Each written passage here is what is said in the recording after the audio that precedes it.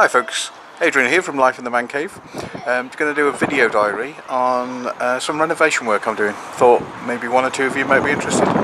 So I'll show you what I'm going to do. Okay, Sharon bought this table. It's alright, it's hard for me to see on the screen where I'm actually videoing on this. Sharon bought this table off Facebook or eBay, something like that. I think it was Facebook sellers. Yeah, that thing in the background is Harley. Harley is obsessed with that red ball, and she'll bring it to me, send it like a train, and then she will chase it around the garden as I kick it away. So, whatever floats about. Maybe she's camera shy, hiding under the table. Now, in essence, these tables, you often see them in pubs. They cost about £480, £440-ish. Sharon got this for £40, but it is a little worse for wear. If you look at the top, you can see that the signs here, that it's already been painted once on the top to try and give it a bit of life, but they obviously haven't done a very, let's say, they haven't paid much attention to detail. You can see where it's run in, but they haven't gone all the way down. And because it hasn't been coated as often as it should have been, you can see that it's starting to show the signs of wear and tear. In the seating areas, you can see these cracks, which develop through heat mainly, and then a bit of water gets in and it starts to open the crack. You can also see, I hope that's showing on the camera, that they're pretty loose, the chairs. They still have their original fixings, but they're pretty loose. So, but that said, if you look at the side, again I can't see what the screen's here, there you go, they're still pretty solid. It's only the surface. I don't know how well that shows up on the camera, but you can see that they're not level. There has been some movement.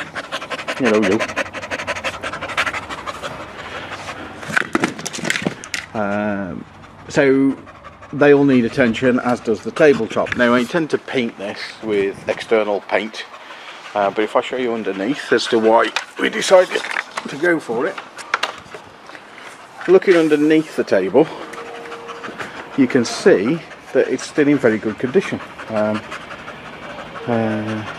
I would say most of the damage of this is heat damage rather than rain damage. You can see, I mean, there's mud here because we've had it on the dirt in the back garden, but there's no rot in there. Bit of split in here which I can fill, but I think £40 for a £500 table, or what would cost £500, and there she goes. It's worth it. You can see I've put some new bolts in where I've needed to get it fixed back together. It just needs tinkering, I would say.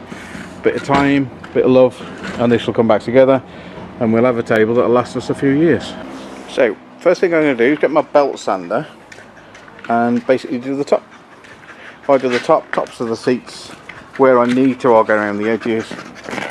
You don't need to see me standing there with a belt sander, so I'll sand it down and then get back to you.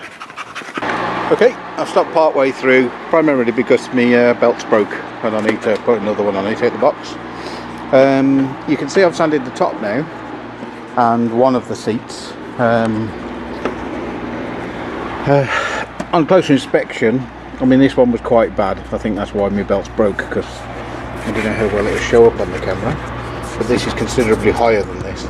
Now, if I was doing this job for anybody else, I'd take that plank out and replace it, but because it's for my own garden, I'm happy to live with that. Keep the cost down and the impacts of this on the environment. I am trying to do it as a recycling project, or refurbishing project I should say. This isn't the most professional belt sander you'll get. I think I paid about £60 for it. It is quite vigorous depending on what size grit you put on the belt, but sufficient enough for taking down the top when I come to do the edges, because if I use this, essentially I'll lose the curve because it'll do flat bits as I go round. I could skim it, but I've got another tool called a palm sander, or even the orbital sander will be better at that because it's a bit more gentle. I'll probably do all the underneath with the orbital sander as well. You can see here where, as the flat edge of the belt sander is going across. It's catching the high bit here and this bit here, and how that sinks down, which is why it hasn't removed the paint yet, or the varnish, or the stain, timber treatment. So I'm going to keep going till that's similar to that, because that was in a similar way when I started. Then I'll fill these cracks in to make sure the water doesn't get in future, and then paint it. But for me, I thought I'd stop and give an update. Okay, I've put the table on its side so I can get underneath. All I've done so far is finish sanding all the tops, and then I've gone around the edge with a palm sander. The grit I'm using, you can see is quite vigorous, is grit 80 on the edge and grit 60 on the top, purely because I want to get a lot off in a quick period of time. I'll probably go over with a finer grit around about 120 later, but I have noticed now I've put it on its side that some of the wood has split. Now no amount of paint will cover that gap, so I am going to have to repair it, and in essence what you do is put wood glue in there and then clamp it shut again. I don't know how well I filmed that, but glue inside there and clamp it shut. Now you can use PVA glue, but I find this stuff really good. It dries in about 20-30 minutes.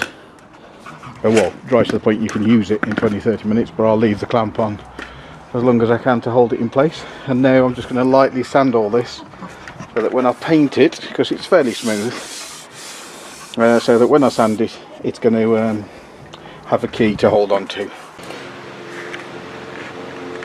Okay, so all sanded down on the top now, round the edge all tidied. Underneath wasn't too bad, basically needed to sweep down.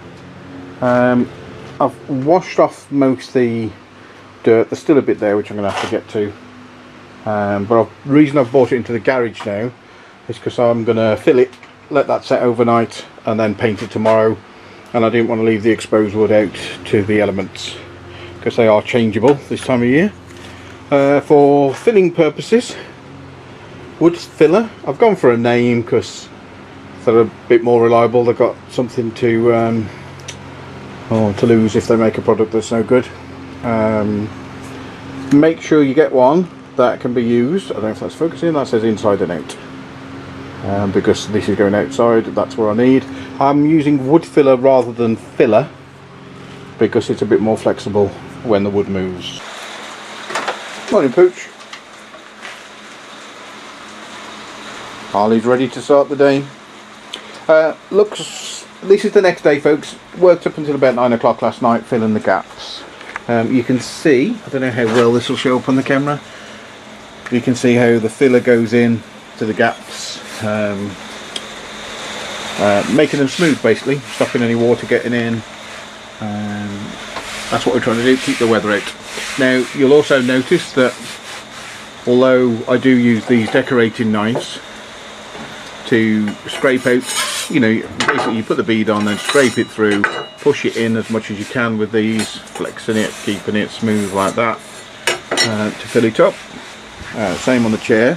Don't know how well it shows up on the camera, especially in this light. There are some excess there. You'll always get some excess, so what I need to do now is go back over the palm sander, not the belt sander this time, that would be too vigorous, palm sander, just to take off any excess filler so it's nice and smooth. Because of the time last night I stopped, I've still got to get underneath and do the odd bits you can see there need filling, so I'll do that. What I'll probably do is fill underneath, then sand the tops, and by the time I've sanded the tops, the filler underneath should be set enough so I can paint it. So good call, actually, putting it in the garage, because as you can see it's absolutely bucketed down during the night, and all that water would be soaking into this timber at the moment, which would be a nightmare, and I won't be able to do anything with it. So I'm pleased, despite it being late. I thought, no, better be safe than sorry, and that worked out. Harley, as you can tell, is about to drop a country and western album, which is why she wears that red collar. You go, girl. Say goodbye. Okay, time for a check-in. I've sanded down the filler now, so well it shows up. and the camera fairly flat now. Or, you know, this isn't a piece of finer furniture I'm renovating, this is some garden furniture. And that's pretty much done now, above and below. Just spotted.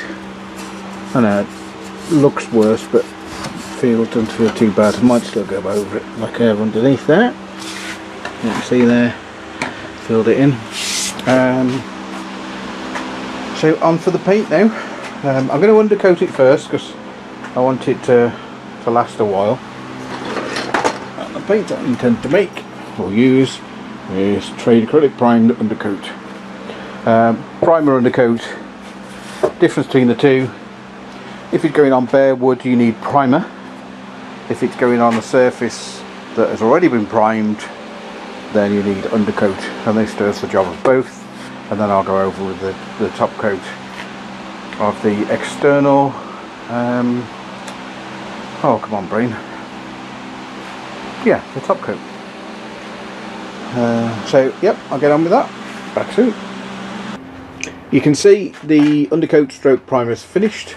Much nicer day today, very different from yesterday. But I'm still going to work in the garage because I can stop anytime I like and I'm not dependent on the weather. We've got basically a good undercoat now with that primer stroke acrylic. I've tried to keep the runs down to a minimum. There are still a few that I'll have to sand down as I'm going along, but generally I'm quite pleased with it. Like I said earlier, it's not a fantastic piece of furniture that we're making inside for generations to come. It's a piece of garden furniture, and the colours I'm going to use for the top coats, I'm using the Cuprinol Garden Shades, 6 years weatherproof for garden wood. Well, fingers crossed. I think it'll need painting more often than that. We're going for cool marble on the top and on the seats, and then all the support work underneath we're going for dusky gem. Hopefully they'll work alright. Nothing else to see other than me painting, so I'll show you once it's done. But so far folks, not too bad. It's already looking a lot better than it did, a lot tidier than it did. We've been quite fortunate in the support structure underneath. There's no signs of rot. A couple of splits which I've managed to fill and glue back together. It's pretty solid, so Shaz grabbed a bargain. Okay, I'll get on with it, catch you back again. Okay, this is the last part of the video diary. You can see the two-tone of it now, that it's all finished. In the end, we used the, rather than use dusky gem, which is the medium grey, we went for the urban slate, I think it's called, because it's darker. Basically, the middle bit, the under frame that you can see to the table, when I did it, that just looked like it was in the shade. So to get it more of a contrast, went over again with urban slate. I'll say urban slate, there's definitely slate in the title, and you can see it's there. So in all, I think the paints cost us 36. But that said, I've probably used, yeah, Harley's waiting for me to kick a ball. There you go. I've probably used 20% of the paint. So there will be other garden projects, as obviously we do this wasteland. So quite pleased with that. Hopefully it'll last a few years. The paint says it'll be 6 years, but we'll see. I'll go and play football with you now. Not very well.